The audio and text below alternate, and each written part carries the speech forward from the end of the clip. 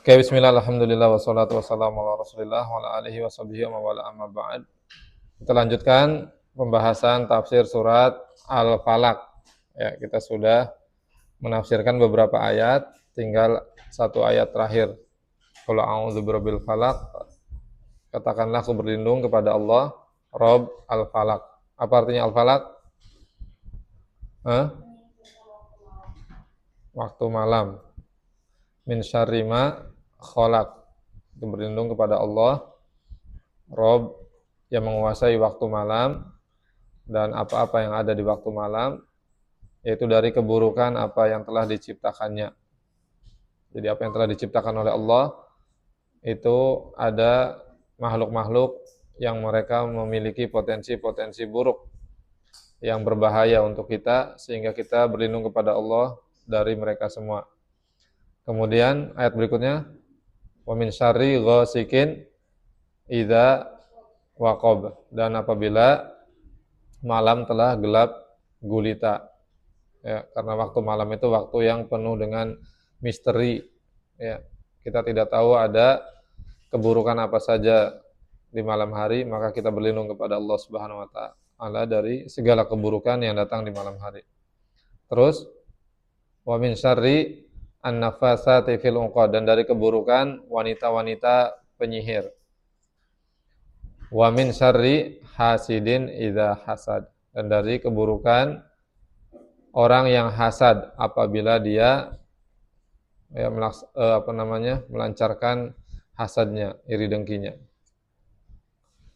Jadi orang yang hasad, iri dengki, ini membawa keburukan. Sehingga kita diperintahkan untuk berlindung darinya. Al-hasid huwa alladzi yakrah nikmatallahi ala ghairihi. Jadi yang dinamakan hasad, orang yang hasad, yang iri hati, iri dengki, dia adalah yang benci kalau orang lain dapat nikmat. Ini pengertian dari hasid, orang yang hasad. Jadi dia tidak suka kalau orang lain itu mendapatkan nikmat. Fatajiduhu yadiku dzar'an idza an'amallahu ala hadzal insan bimalin au jahin au ilmin au ghairi dzalik. Sehingga engkau mendapati orang yang hasad itu dia akan terhimpit dadanya. Hatinya menjadi terluka, tersakiti. Dia merasakan begitu pahit rasanya, jiwanya. Oleh sebab apa? Allah memberikan nikmat kepada orang lain, entah itu harta, kedudukan, ilmu, atau yang lainnya. Ini orang hasad itu hidupnya seperti ini. Dia selalu dalam penderitaan, selalu dalam kesempitan, kepahitan. Jadi betul-betul payah menjalani hidupnya. Karena apa? Karena ini iri dengki. Setiap kali ada orang dapat nikmat, dia yang menderita. Setiap kali ada orang dapat kelebihan sesuatu, dia yang menderita. Siapa yang pernah mengalami hal ini? Ada nggak di Tafisa? Insya Allah tidak ada. Kalau di sini, insya Allah semuanya turut bahagia kalau temannya dapat nikmat. Nah itu sikap mulia seorang muslim. Kalau temannya dapat nikmat, dia ikut bahagia, bukan malah menderita atau benci, tidak suka. Kenapa dia yang dapat nikmat, bukan aku? Fayah suduhu walakinnal hasad nau'an. Nah, dia hasad, ya, entah itu kepada harta, kedudukan, ilmu, dan lain sebagainya. Kemudian di sini dijelaskan bahwa hasad itu ada dua macam.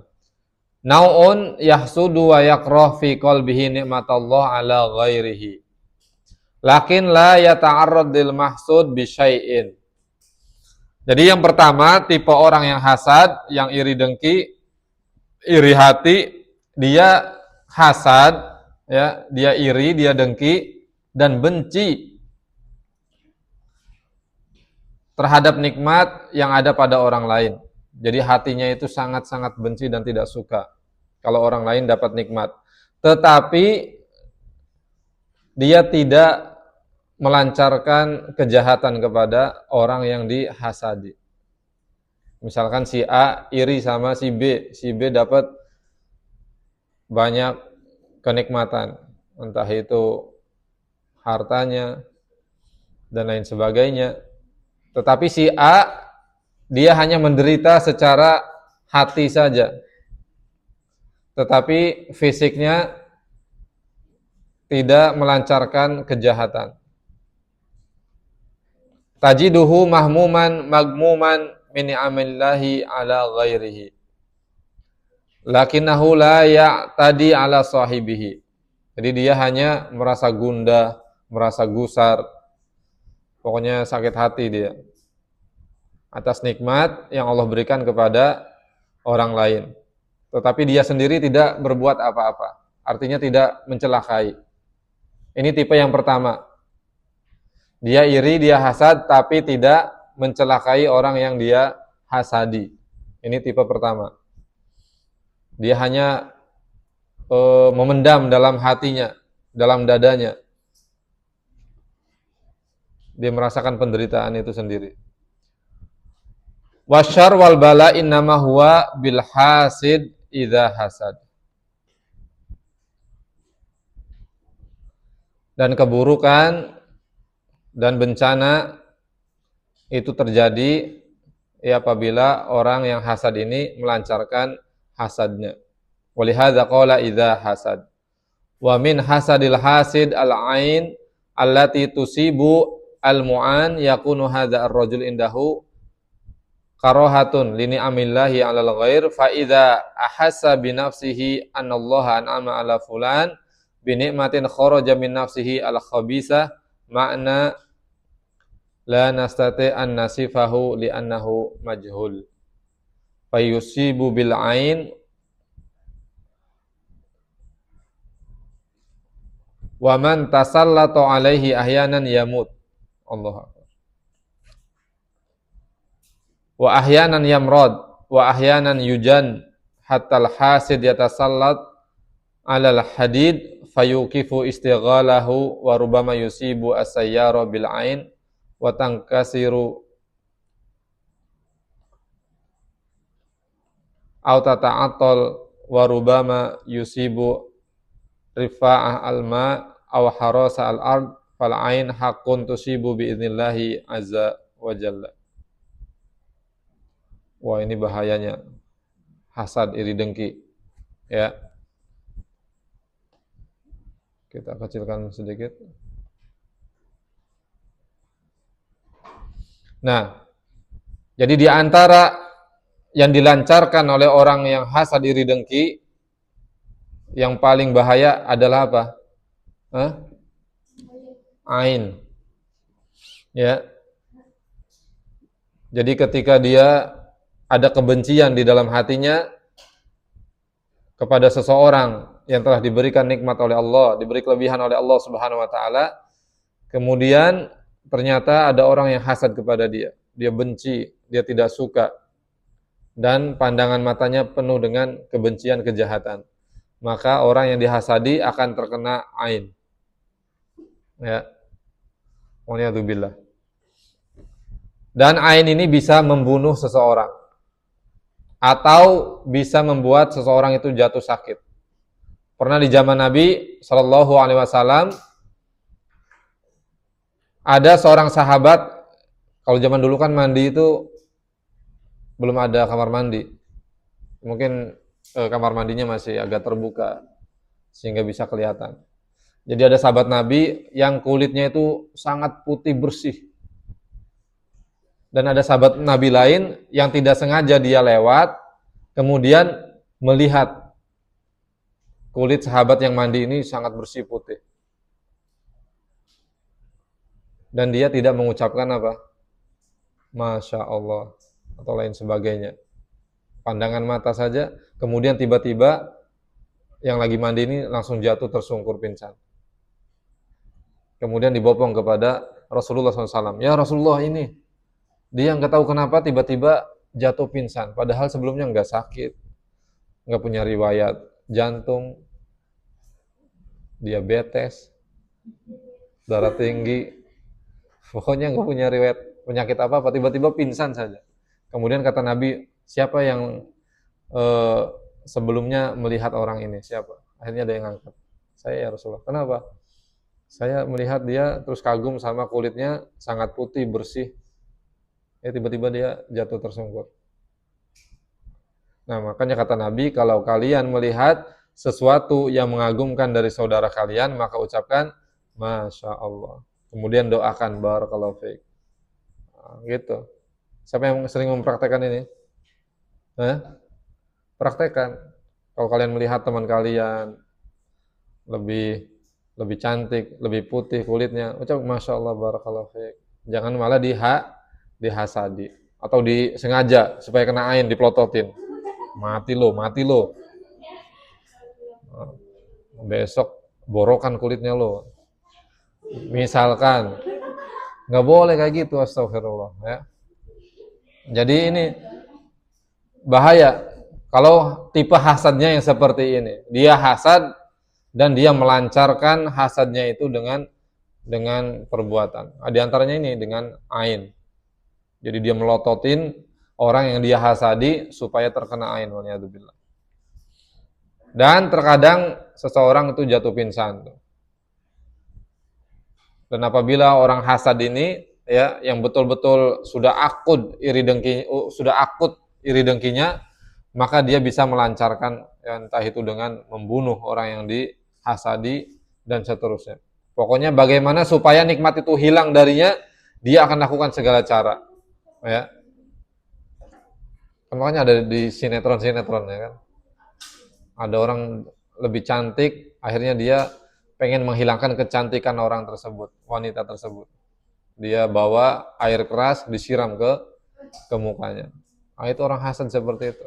Akan menjalankan segala cara supaya orang itu ya tidak mendapatkan nikmat apa-apa atau supaya nikmat itu hilang darinya. Ini bahaya. Jadi jangan dituruti. Kalau misalkan tiba-tiba ada perasaan hasad, iri dengki pada diri kalian, tiba-tiba menjangkiti, maka langsung dibuang segera. Jangan dipelihara. Semakin besar, semakin bahaya. Waliyadzubillah. Tapi tentu ini terjadi atas izin Allah Subhanahu wa taala. Dan ain itu kata Nabi hakun ya. Jadi ain itu benar adanya. Tetapi kemudian tidak boleh juga kita apa-apa ain. Ya, ini tidak boleh juga. Oh, kamu kena ain ini kayaknya demam sakit, jatuh. Kamu kena ain ini. Batuk, kamu kena ain ini. Segala macam kena ain. Tidak boleh juga segala sesuatu dikaitkan dengan ain. Karena Syekh Utsaimin menyebutkan bahwasanya ya yang harus menjadi pekerjaan kita adalah bagaimana supaya kita memprotek diri kita lebih kuat. Bukan kemudian mengkambing hitamkan ain. Apa-apa ain. Yang jadi pertanyaan itu kita sudah membentengi diri kita belum? Memprotek diri belum? Ya.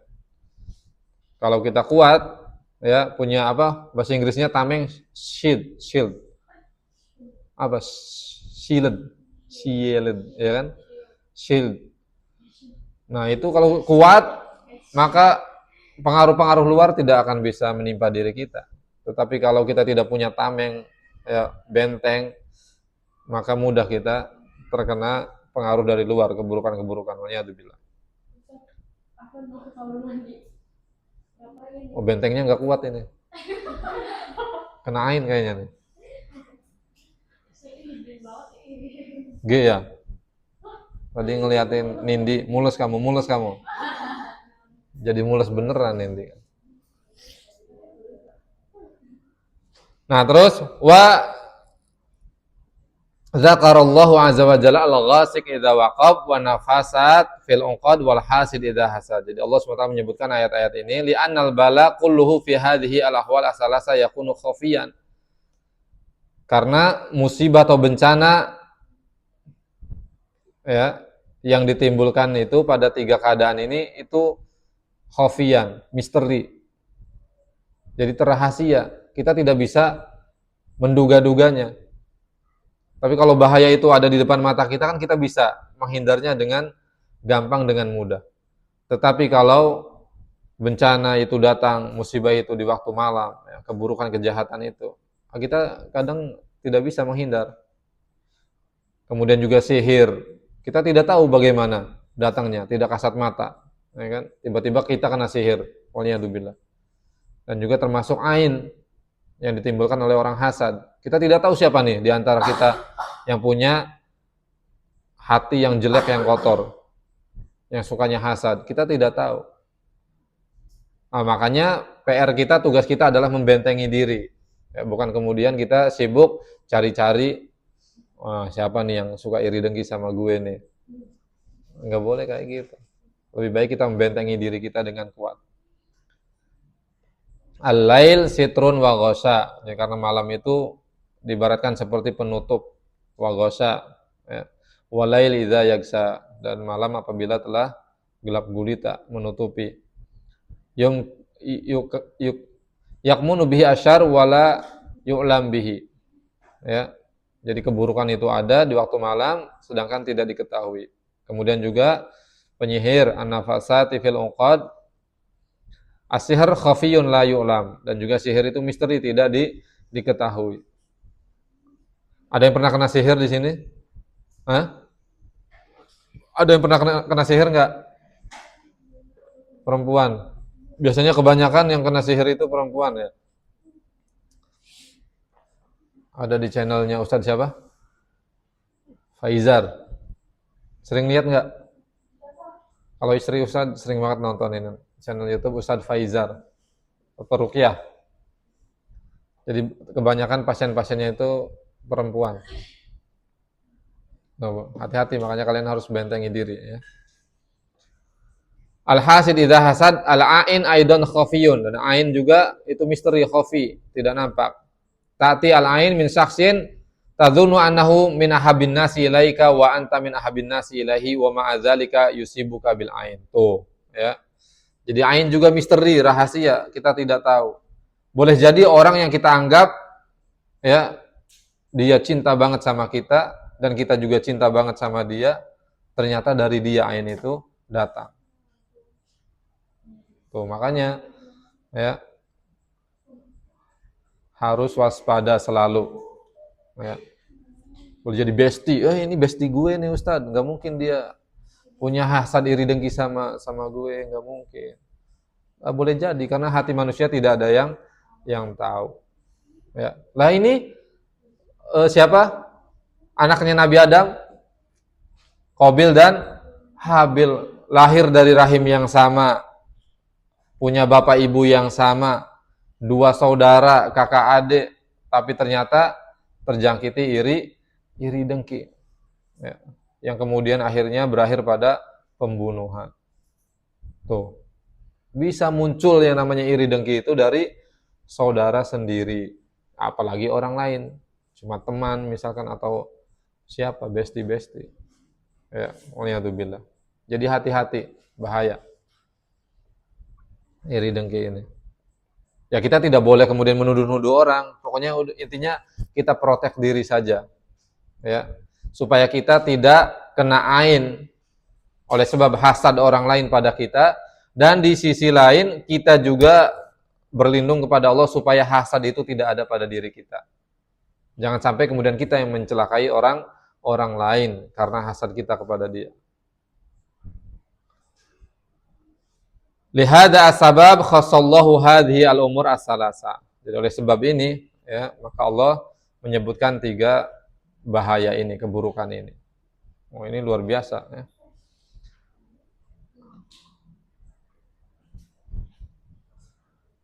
Kemudian kita lanjutkan. Fa idza qala qail Ma huwa at-tariq litakhallus min hadhihi asyurur as-salasa. Bagaimana cara supaya terhindar dari 3 macam keburukan ini? Keburukan malam, keburukan tukang sihir, dan keburukan orang yang hasad, iri dengki. At-tariq litakhallus ayyu'alliqal insan qalbahu bi rabbih. Yang pertama, ya, yaitu seorang manusia, seorang hamba, dia menggantungkan hatinya hanya kepada Allah. Tuh, ini kuncinya. Supaya terhindar dari keburukan, menggantungkan selalu hatinya kepada Allah. Bahwa yang bisa mendatangkan manfaat dan keberhasilan, keselamatan adalah Allah.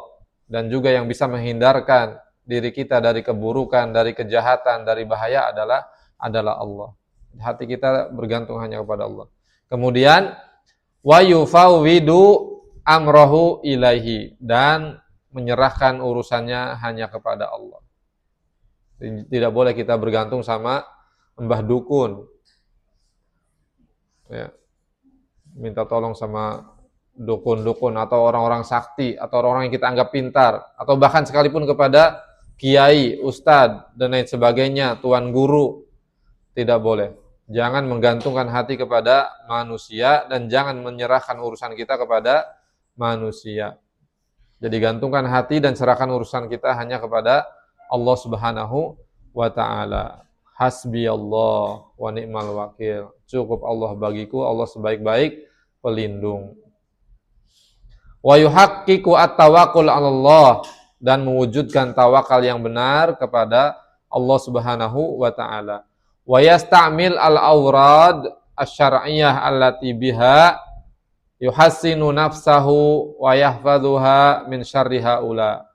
Dan juga dia menggunakan zikir-zikir yang syar'i yang sudah dicontohkan oleh Nabi sallallahu alaihi wasallam, yang dengan zikir-zikir itu dia melindungi dirinya, membentengi dirinya dari keburukan-keburukan tersebut.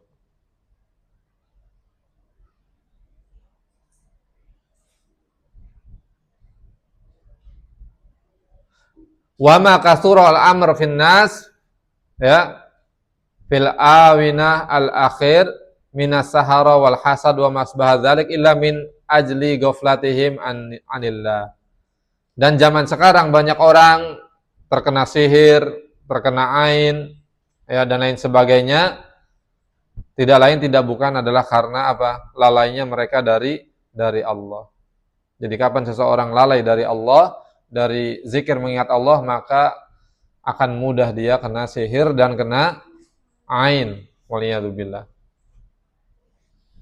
Wa da'ufa tawakkuluhum 'ala Allah azza wa jalla. Dan juga oleh karena lemahnya tawakal mereka kepada Allah azza wa jalla. Wa qillati istimalihim lil awrad asy-syar'iyyah allati biha yatahassanuna, ya. Wa illa fa nahnu na'lam anna al-awrad asy-syar'iyyah husnun mani'un. Dan oleh karena sedikitnya mereka di dalam mengamalkan zikir-zikir yang disyariatkan, ya, yang dicontohkan, teladankan oleh Nabi Shallallahu Alaihi Wasallam, yang mana kalau dibaca, padahal itu bisa menjadi tameng, ya, pelindung diri mereka. Karena zikir-zikir, ya, seperti apa? Zikir pagi, zikir sore, diamalkan nggak di sini? Diamalkan masing-masing atau bareng-bareng? Masing-masing, ya. Ada bukunya, masing-masing punya bukunya. Zikir pagi, zikir sore. Nah, itu diamalkan, jangan disepelekan, ya. Karena itu merupakan tameng pelindung yang sangat kuat untuk diri kita. Asyad min saddi Ya'juj wa Ma'juj. Lebih kuat, ya, lebih hebat daripada temboknya Ya'juj Ma'juj. Ya'juj Ma'juj itu sekarang lagi di tembok. Yang membangun temboknya siapa? Dzulqarnain. Itu temboknya luar biasa. Bahkan untuk dilubangi saja susah. Karena saking kuatnya. Tetapi zikir-zikir yang diajarkan oleh Nabi SAW, kalau dibaca oleh kita sebagai seorang muslim, itu lebih kuat dari tembok yang telah dibangun oleh Zulkarnain yang mengurung Ya'juj Ma'juj. Jadi kita akan mendapatkan tameng, pelindung yang kuat kalau kita rajin mengamalkan zikir pagi, sore, dan zikir-zikir yang lainnya. Kita akan mendapatkan perlindungan yang kuat dari Allah Subhanahu wa Ta'ala dari segala keburukan dan mara bahaya. Lakin ma'al asaf anna katsiran minan nas la ya'rifu an hadhihi al-awrad syai'an. Tetapi sayang sekali banyak di antara manusia kaum muslimin tidak tahu tentang zikir-zikir ini. Nah, berarti kalian alhamdulillah kalau sudah tahu. Apa di antaranya zikir pagi coba? Hah? Yang ini sudah hafal, yang agak panjang. Allahumma inni abduka. Allahumma inni as'alukal afwa wal afiyah fid dunya wal akhirah. Allahumma inni as'alukal afwa wal afiyah fid dini wa dunyaya wa ahli wa mali. Terus Allahumma astur aurati wa amin rawati. Terus Allahumma fadni mim baini yadayya wa min khalfi wa an yamin an shimali min fawqi wa a'udzu bi'azamatika an utala min tahti. Ini doa agung sekali. Kita dianjurkan untuk membacanya pagi dan sore. Ya. Wa man arafa faqad yaghfulu katsiran. Dan orang yang sudah tahu ternyata lalai untuk mengamalkannya. Nah, ini lebih parah sebetulnya. Kalau orang yang tidak tahu, ya masih, ya udah mereka memang nggak tahu, tinggal dikasih tahu. Tapi kalau orang yang sudah tahu kemudian lalai, ini parah. Kenapa? Berarti dia tidak amanah di dalam ilmunya. Yang mana ilmu itu harusnya diamalkan, tetapi tidak diamalkan. Malas Ustaz, ngantuk habis subuh tidur lagi. Zikirnya kepanjangan Ustaz. Ya memang begitu. Ya, yang disunahkan oleh Nabi kita Muhammad SAW. Semakin banyak zikir yang kita baca, semakin banyak keutamaan yang kita dapat, dan semakin banyak perlindungan, semakin kuat, semakin hebat perlindungan yang kita dapat dari Allah Subhanahu wa taala. Wa man qara'aha faqalbuhu ghairu hadir. Allah Akbar. Ini luar biasa ya. Syekh Utsaimin sedikit demi sedikit menghantam kita. Kata beliau, dan ada yang mengamalkannya zikir-zikir ini, tetapi ketika membaca hatinya tidak hadir, nggak ada hatinya. Jadi bacanya cuma sekedar lisan doang. Asbahna wasbahal mulku lillah dan seterusnya, raditu billah, sekedar mulut. Jadi akhirnya zikir itu cuma agenda harian saja. Jadinya cuma sekedar kebiasaan, bukan ibadah. Waliyadzubillah. Karena apa? Hatinya tidak terlibat ketika mengamalkan zikir-zikir tersebut. Wa qulu hadza naqsun. Nah, semua ini adalah kekurangan. Walau anan nasa ista'malu al-awrad ala ma ja'at bihi asy-syari'ah la salimu min syururin katsiratin nas'alullaha al-afiyah wassalama. Kalau sekiranya manusia, khususnya kita kaum muslimin, mengamalkan zikir-zikir yang diajarkan oleh Nabi kita Muhammad SAW, maka kita semua akan mendapatkan keselamatan dari segala keburukan dan mara bahaya. Kita mohon berdoa kepada Allah agar kita diberi keafiatan dan keselamatan. Sudah ini gak ada faedahnya ini. Mungkin langsung digabung ya. Biasanya disebutkan faedah dari surat. Inilah ya pembahasan surat Al-Falaq, pentingnya kita memohon perlindungan kepada Allah Subhanahu wa taala dari segala kejahatan, keburukan yang ada di kehidupan ini, ya, dari keburukan malam, dari keburukan apa yang telah Allah ciptakan, dari keburukan sihir, dan dari keburukan ain, ya, yang timbul dari orang yang dengki, hasad kepada kita. Dan caranya adalah tadi ya, kita menggantungkan hati kepada Allah, menyerahkan segala urusan kepada Allah, kemudian bertawakal yang benar kepada Allah, kemudian membentengi diri kita dengan banyak berzikir, dengan zikir-zikir yang telah dicontohkan, diajarkan oleh Nabi Shallallahu Alaihi Wasallam. Oke, barakallahu fikum jami'an. Ada pertanyaan? Hah? Kenapa nggak pernah nanya? Kalau gitu Ustaz yang nanya. Insya Allah nanti kita lanjutkan surat Al-Ikhlas.